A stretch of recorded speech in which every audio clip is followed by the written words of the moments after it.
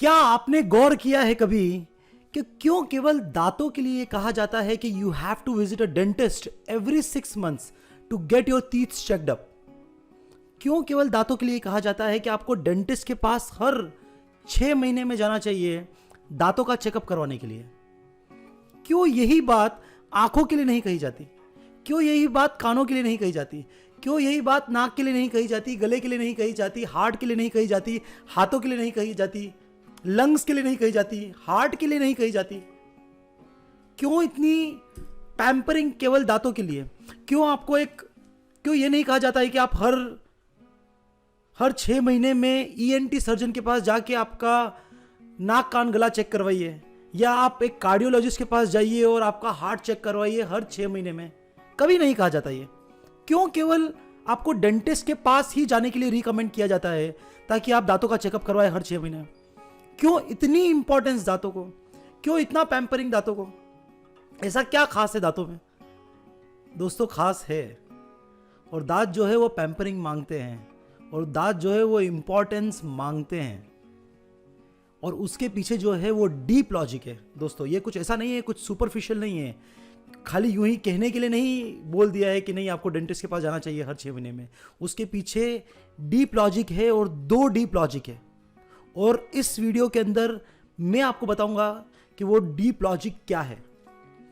First, सबसे पहले मैं अपने आप को इंट्रोड्यूस कर देना चाहता हूं। मेरा नाम डॉक्टर जौहर है। बाय प्रोफेशन में एक डेंटिस्ट हूं, और पिछले 8 साल से मैं डेंटिस्ट्री प्रैक्टिस कर रहा हूं, क्लिनिकल डेंटिस्ट्री, और ये मेरा क्लिनिक है।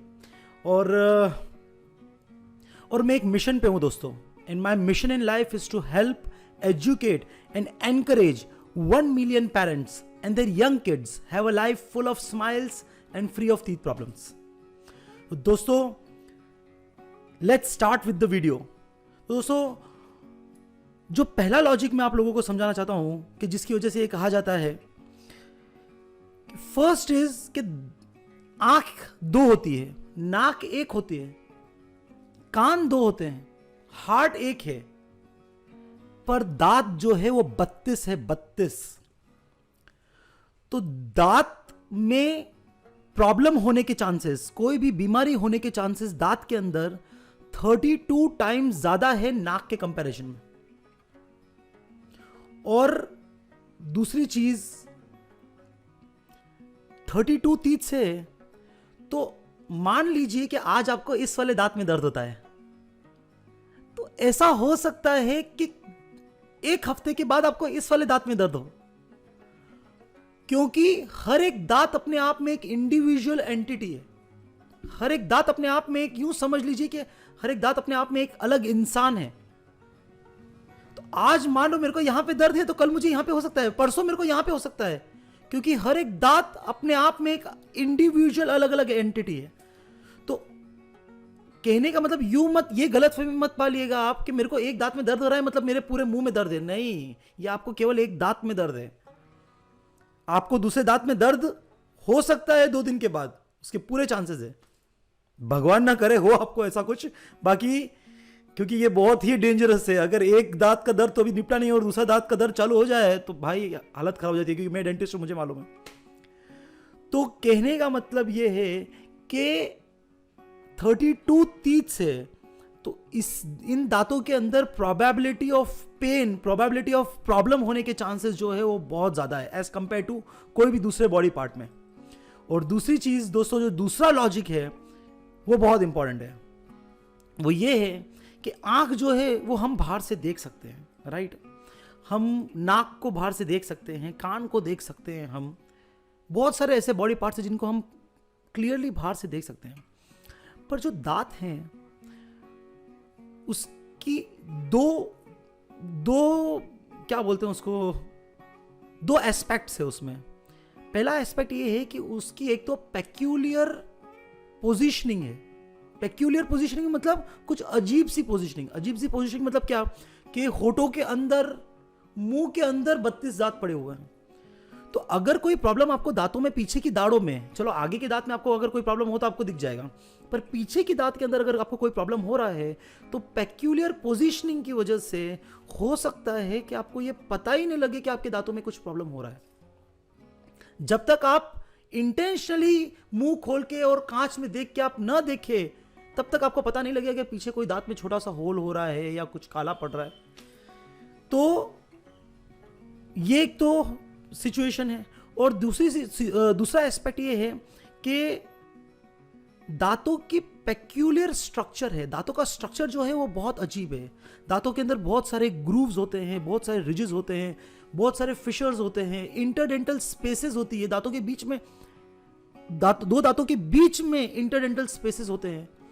तो इतना पेक्यूलियर स्ट्रक्चर है दांत का कि खाना खाने के बाद बहुत ज्यादा चांसेस है कि दांत के बीच में या दांत की रिजेस के बीच में या फिशर्स के बीच में या दो दांतों के बीच में कहीं कोई ना कोई खाना या कुछ फूड पार्टिकल्स आपको फंस जाए।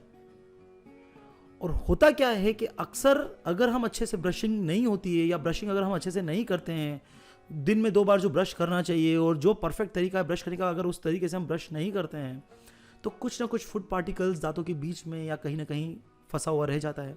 अब होता क्या है कि वो फूड पार्टिकल्स धीरे धीरे धीरे जाके क्या करता है, वो कैविटी करता है, मतलब वो सड़न पैदा कर देता है, वो जगह को सड़ा देता है, उस दांत की उस हिस्से को धीरे धीरे सड़ाना चालू कर देता है। और वो सड़ता है। होता क्या है फिर कि 5 से 6 महीने निकलते हैं, 5, 6 महीने, 8 महीने, साल, 2 साल, वो डिपेंड करता है कि वो कितना एग्रेसिवली ग्रो कर रहा है वो कैविटी, वो सड़न। और थोड़े टाइम के अंदर आपको ये पता लगता है कि यार आपको कुछ फंस रहा है वहाँ पे, क्योंकि वो खड्डा हो जाता है वहाँ पे, आपको होल हो जाता है उस जगह पे, गलते जाता है वो तो होल हो जाता है। होल होता है तो आपको कुछ खाना फंसने लग जाता है।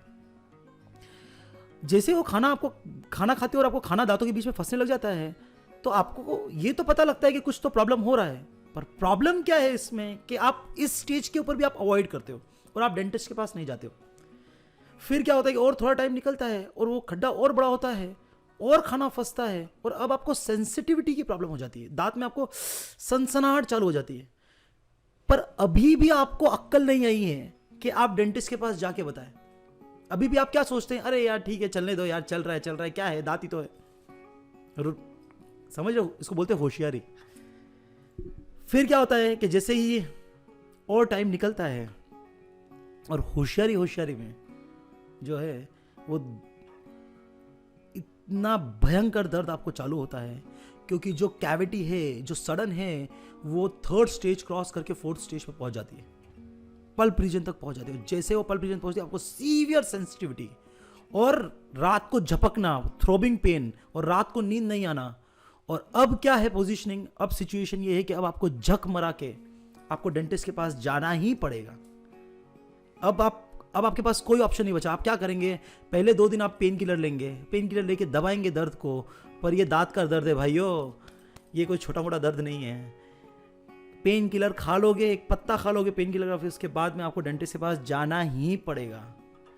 और जैसे ही आप डेंटिस्ट के पास जाओगे तो डेंटिस्ट आपको 2 ऑप्शन देगा, या तो उस दांत को आपको, क्योंकि अभी वो पेन आगे बढ़ चुका है, वो पेरियापाइकली इन्फेक्शन पहुंच गया है, अब आपको वो 2 ऑप्शन देगा, या तो आप उस दांत का रूट कैनाल ट्रीटमेंट करवाइए, उसका इलाज होता है एक रूट कैनाल ट्रीटमेंट, या फिर उस दांत को आप निकलवाइए। अगर आप उसका रूट कैनाल ट्रीटमेंट करके दांत को बचाते हैं और फिर बाद में उसके ऊपर कैपिंग होती है, उस दांत के ऊपर कवर चढ़ता है, तो ये सब करवाते हैं, तो उसमें आपको जाना है डेंटिस्ट के पास और उसकी सिटिंग्स है, आपको जाना पड़ेगा, आपको जो भी खर्चा है वो आपको करना पड़ेगा, क्योंकि डेंटिस्ट्री एक्सपेंसिव जो है वो प्रोफेशन है, सो आपको खर्चा करना पड़ेगा। और अगर आपको यूँ सोचते हैं कि नहीं यार मेरे को तो रूट कैनाल नहीं करवाना है और मेरे को दांत निकलवाना है, तो आप दांत निकलवा दोगे, तो आपने मान लीजिए ये वाले दांत को निकलवा दिया, तो फिर आप आगे खाओगे कैसे, खाना नहीं खा पाओगे, तो क्या करोगे, वापस डेंटिस्ट के पास जाओगे, नए दांत लगवाओगे, या तो नए दांत नहीं लगवाओगे तो इम्प्लांट्स करवाओगे। नए दांत लगवाना और इम्प्लांट्स करवाना कोई मजाक नहीं है दोस्तों, ये बहुत कॉस्टली अफेयर है, आपको अच्छा खासा खर्चा करना पड़ेगा। तो काय को मैं मुंबई या लैंग्वेज में बोलूँ तो काय को ये टेंशन लेने का, काय को पैसा खराब करने का, काय को टाइम खराब करने का, क्यों, क्योंकि बार बार आपको डेंटिस्ट के पास जाना पड़ेगा, तो काय को टाइम खराब करना है और काय को मेंटल पीस आपका जो है वो खत्म कर देना है काय को। उससे अच्छा ये है कि आप इनिशियल स्टेजेस पे ही ये डिसीजन लीजिए, इनिशियल स्टेजेस पे ही आप ये अगर आप केयर रखें और अगर आप टाइम टू टाइम हर 6 महीने में डेंटिस्ट के पास चले जाएं, टाइम टू टाइम 6 महीने में डेंटिस्ट के पास चले जाएं चेकअप करवाने के लिए, तो बहुत इनिशियल फेज में ही डेंटिस्ट जो है वो उस छोटी सी कैविटी को पकड़ लेगा और बहुत इनिशियल स्टेज पे बहुत कम पैसे में, बहुत कम टाइम में और बहुत कम हरासमेंट में आपका काम जो है वो हो जाएगा। इसलिए ये कहते हैं कि you have to visit a dentist every 6 months to get your teeth checked up. आपको हर 6 महीने में जाना ही चाहिए, क्योंकि जो चीज आप नहीं देख सकते हो वो डेंटिस्ट देख सकता है, क्योंकि डेंटिस्ट के पास ऐसे इक्विपमेंट्स होते हैं, ऐसे इंस्ट्रूमेंट्स होते हैं जिससे वो पीछे तक के दांतों में क्या हो रहा है वो देख सकता है, जो आप नहीं देख सकते हो। तो जहां दांतों का मसला है तो होशियारी नहीं चलती है, ज्यादा कहते नहीं है कि क्या बोलेंगे कोई दूसरा वर्ड, पर इसमें एटगिरी नहीं चलती है कि अरे नहीं नहीं कुछ नहीं होगा, ऐसा नहीं चलता है भाई। कहने आप दूसरे कोई भी बॉडी पार्ट्स के लिए पता नहीं ये कर सकते हो, बाकी दांत के लिए आप ये you can't take teeth for granted. तो ओवरऑल जो है वो यही मैं कहना चाहूँगा दोस्तों। अगर वो इसमें मसला ये भी है कि बहुत सारे लोग ये डेंटिस्ट के पास जाने में कतराते हैं, उनको एक अलग ही फोबिया है, उन लोगों को एक अलग ही डर होता है कि यार डेंटिस्ट के पास जाएंगे।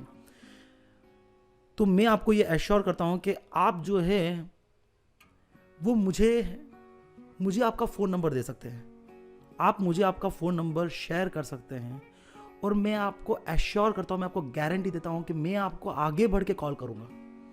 ये आप मेरे वर्ड्स ले लीजिए, मैं आपको आगे बढ़ के कॉल करूँगा और मैं आपका फोबिया दूर करने की कोशिश करूँगा, मैं आपको अच्छे से गाइड करूँगा। मैं आपको कोई ट्रीटमेंट वगैरह लिखने वाला नहीं हूँ, मैं आपको ट्रीटमेंट नहीं देने वाला हूँ, पर मैं आपको गाइड करूँगा कि आप क्या कर सकते हो। मैं आपके फोबिया को, आपके डर को ख़त्म कर दूंगा और मैं आपको मोटिवेट करूँगा कि आप डेंटिस्ट के पास जाएँ। तो कोई भी चीज़ दांत से रिलेटेड कोई प्रॉब्लम हो तो आप मेरे साथ 100% शेयर कर सकते हैं। अब जो फ़ोन नंबर है, अगर आप कंफर्टेबल हो तो नीचे कमेंट में आप फ़ोन नंबर शेयर कर सकते हैं। अगर आप में से कुछ लोग कंफर्टेबल नहीं हैं शेयर करना आपके फ़ोन नंबर्स, तो यही नाम से जो यूट्यूब चैनल का जो मेरा नाम है डॉक्टर जोहर साइकिल वाला, इसी नाम से मेरा फेसबुक प्रोफाइल है। तो अगर आप फेसबुक पे जाके ये नाम टाइप करेंगे तो मेरा फेसबुक प्रोफाइल खुल जाएगा और वहाँ पे आप मैसेंजर में मेरे को प्राइवेटली आपका फ़ोन नंबर भी अगर आप मैसेज करेंगे तो मैं डेफिनेटली आगे बढ़ के आपको कॉल करूँगा। हो सकता है उसी दिन या ज़्यादा से ज़्यादा दूसरे दिन, और मैं आपको कॉल करूँगा और मैं आपसे ज़्यादा नहीं तो कम से कम 5 से 7 मिनट में आपसे बात करके और मैं आपके डाउट्स जो है वो क्लियर कर दूँगा फॉर श्योर। ठीक है दोस्तों, मेरे को लगता है ये वीडियो बहुत ज़्यादा लंबा हो गया है, हम इस वीडियो को यहाँ पे ही एंड करते हैं। नीचे मेरा एक फेसबुक ग्रुप है जहाँ पे मैं बहुत सारे टीथ से रिलेटेड अच्छे पोस्ट जो है वो मैं डालता रहता हूँ, फीड्स डालता रहता हूँ, वीडियोस डालता रहता हूँ। तो दोस्तों मेरे उस फेसबुक ग्रुप को आप ज्वाइन करिए, नीचे लिंक दिया हुआ है डिस्क्रिप्शन के अंदर, उस लिंक को आप दबा के और आप मेरे फेसबुक ग्रुप को आप ज्वाइन करिए और दैट्स इट। और मेरे इस चैनल को सब्सक्राइब कीजिए दोस्तों। मैं आपसे उम्मीद करता हूँ कि मुझे लगता है कि शायद मैंने आपको अच्छा वैल्यू दिया है। मेरी आपसे रिक्वेस्ट ये है कि आप नीचे सब्सक्राइब का बटन है उसको सब्सक्राइब करके और मेरे चैनल को आप सब्सक्राइब कीजिए। नीचे एक बेल का निशान होगा उसको दबाइए और इम्पॉर्टेंट, अगर हो सके तो ज़्यादा से ज़्यादा लोगों तक इस वीडियो को शेयर कीजिए, क्योंकि हो सकता है ये आपके फ़ायदा का ना हो पर किसी और के फ़ायदे का निकल जाए। दैट्स इट दोस्तों, अपना ध्यान रखिए, take care of yourself, have a healthy life, have a safe life and live life. Thank you very much.